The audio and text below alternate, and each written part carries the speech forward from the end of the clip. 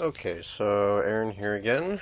It's honestly been so long since my last video that I don't exactly remember which one I'm on, but I'll head in that later. I would be doing this on my tablet because I know my tablet does have much higher quality, but unfortunately I've had it for about 4 years and the cord has worn down over the while, and a couple days ago I had an impromptu makeout session with that door thanks to tripping, and the plug was behind that door, so I ended up kind of crushing it. So yeah, my tablet is kind of out of commission until I can find a new one, because the place where I bought it, I went there today, and of course they no longer have it because, oh, that's 4 years old. Why would you still have one of those? Well, it still works. But yeah, so this is the next video I'm doing. Highlights for this one: I've had some of this stuff for a while, like the front sight. I got that in the foregrip a little bit earlier, but I didn't want to do a video on it just yet because I didn't really have all the stuff I needed, and the front grip wasn't really enough to, I guess, showcase.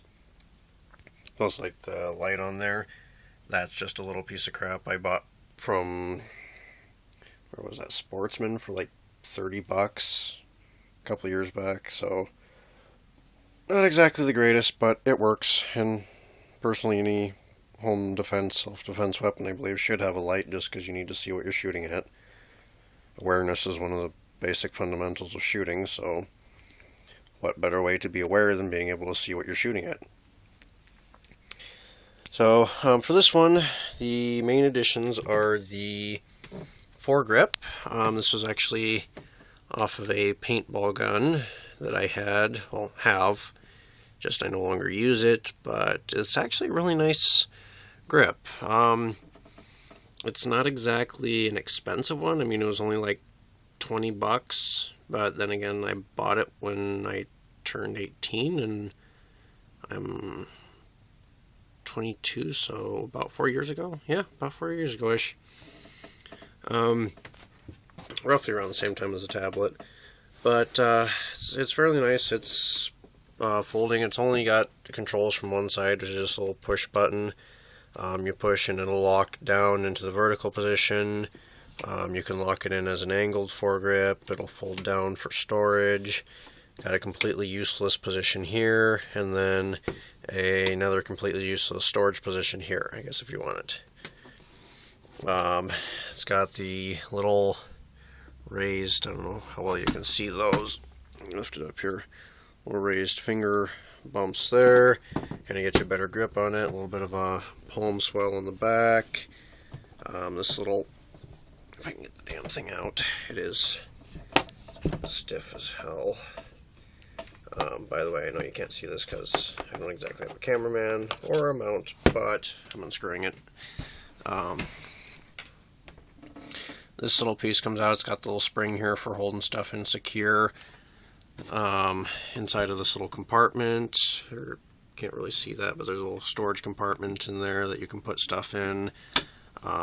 Both of these little side straps are interchangeable. They've got all kinds of little things that you can put in here. Plus, also there's that little notch right there. The little plastic pieces from remote coils. Basically, it's designed so that you can pull these things out, put the little plastic piece from a remote coil in here, and then run the cord up this way. That way, you just put it in there, screw the end cap on, and you've got your controls for your light, laser, optic, whatever, sitting on your grip. That way you just kind of have to squeeze the grip to access them. So, like I said, it's not a bad grip. There's definitely nicer on the market, but it works. Next one addition on here, kind of obvious, is the sling. This is a Magpul MS3 sling, or I think it's like Multi-Mission 3, which I don't know why it wouldn't be MM3, but MS3, whatever. Um, I guess it would multi-mission if it was one word would make sense, but I don't know. I'm not an English teacher, whatever. Um, MS3 sling. I'm kind of a little worried about the fact that most of it is made out of polymer, but I've heard excellent things about magpul and what they do with polymers, so here's to hoping that it doesn't explode the first time I try and take it out somewhere. It's mounted on a piece of metal that cannot be identified by brand or manufacturer because the guy didn't tell me. All I know is it's basically a ambi sling mount for pretty much any Ar-15. I'm bringing the thing around here so you can kind of see it. It's got the you can kind of see the outline. Yeah, there you can see it better. It's got this little piece right here. That's on both sides. It doesn't really go under at all, but you've got these on both sides so you can mount in a sling. And this just clips onto that little rounded part. It doesn't go all the way up flat against the gun just because this head on the thing is way too big. Like, this is seriously a really fat head to it, but I guess with polymer you kind of have to have that because it's glorified plastic. So, I got that, the little sling mount there, put that in place, and then I also got the MS3 sling, and got that mounted on there. So, hopefully that will work really nicely. And then the last portion I got here, sorry, I'm trying to handle this with one hand, kind of difficult, is the sights. Now, as I said, I did have this one a little bit ago just because I had some extra money laying around, so I bought that one, but I did not have the rear one, so I just finally got that, and now I have the complete set. These are the magpul mbus sights, or mbus, or mbus? I think it's bus. Whatever. It's basically what it stands for is magpul backup folding iron sights, or backup iron sights. I'd have to look at the abbreviation, and I don't really feel like doing that, so. But, they're just a pair of improperly named folding iron sights. They should be called folding plastic sights because pretty much 90% of these things is plastic. Polymer to be specific, but glorified plastic again.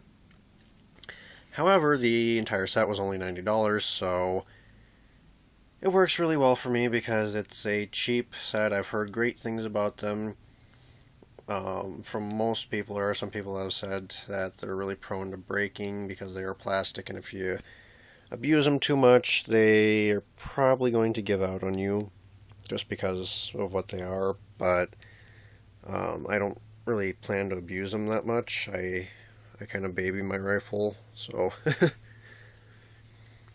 They work great, and they're fully elevation, windage adjustable, so I mean, it's got pretty much everything I need in a pair of iron sights, because honestly I'm putting an optic on it anyway, so these will just be a, I guess you'd say, what do they call that, SHTF, basically the hits the fan scenario. Well, if something like that ever were to happen and for some reason my optic were to become no longer usable, then I would have these, but that would be probably the only reason why I would ever use them. Because even, like, a lot of guys have backup sights in case they run out of batteries for their optic. Well, the optic I'm getting has a standalone reticle and an illuminated reticle, so you can choose whether you want it lit up, or if you run out of batteries, it still has the standalone reticle, so you don't need backup sights. These would be if something happens to make the optic no longer usable, like a large solid object hitting it, or cracking, getting blown off, shot, whatever. So, anyways, they both fold up. You just got this little Simple push button right here. These tabs on either side, they're ambidextrous. You can push either one of those or this big button right here. This is extremely hard to push, so I use these little side ones. They do snap up quite violently, so I like to put my finger over them and use my finger to kind of give them pressure on the way up, that way they don't snap up, because I guess they're designed for very rapid deployment, and I'm honestly a little scared that I'm going to press the button and the thing is just going to fly apart just because it's plastic. Which, Magpul's probably cringing hearing me call it plastic, but oh well. So, but yeah, windage elevation, they've got a little key thing that fits over here, or, wait, windage, elevation adjustment. I don't know what I'm talking about. Elevation adjustment, you just twist this thing and it goes up or down for your elevation adjustment, and then windage, you've got a little knob on the side here and you just twist this back and forth and that gives you your windage adjustments.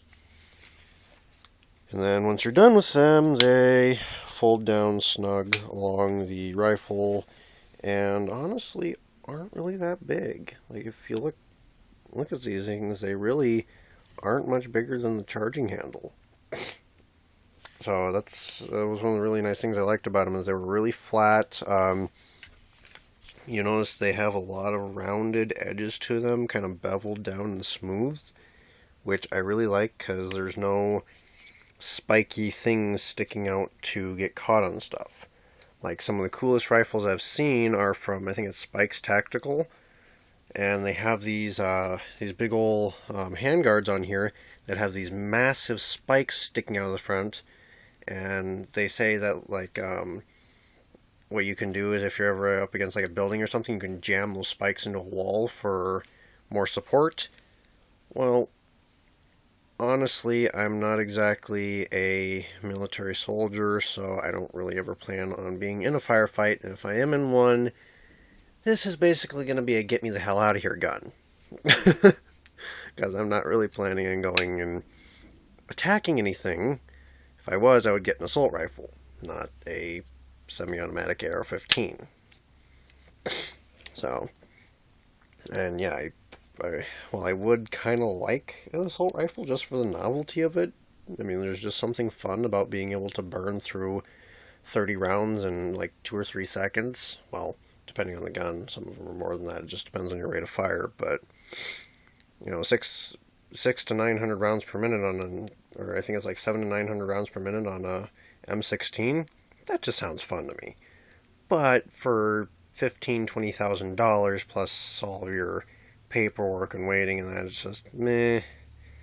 Go get a slide fire or something. Yeah, it's not as fast, but hey, it's still fun. But yeah, I really like how low profile they are and how sleek they are. That way it doesn't get caught on stuff. Because like I said, the spikes and all that just don't really suit me. Just like on the muzzle brake I found one that is rounded on the end, just because I don't want spikes sticking off here. You know, I'm not putting a bayonet on the thing, again, because I don't want anything spiky sticking off of it. I would probably end up hurting myself with it, or getting it snagged on something. So, those are pretty much the main additions to the rifle so far.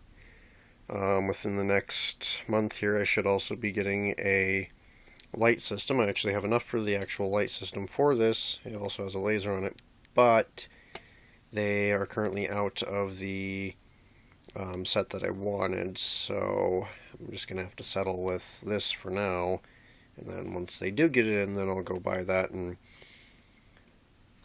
I'll probably do a video with that. I don't know, it's just not really much to put into a video. I know this one is going obsessively long, but that's just how I like making videos, so whatever. But yeah, the next one I do will probably be the light and laser on it, and then maybe the optic, where I might do those separate, and then eventually within the next month I should be getting the light and laser, the optic, and then also the muzzle brake. So Should be making some more videos here in a little bit, but last thing I just kind of wanted to show is the sight picture, if I can get it here. Get it pointed at something. Here's a nice bright green wall.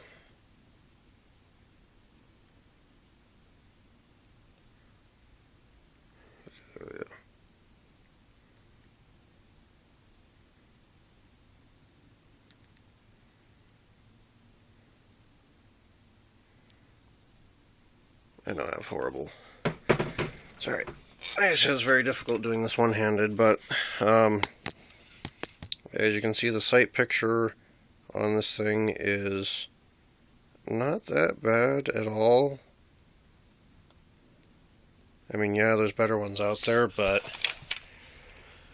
for what I need it to do, this does everything I need and still functions well, so honestly, while I would enjoy having a little bit more,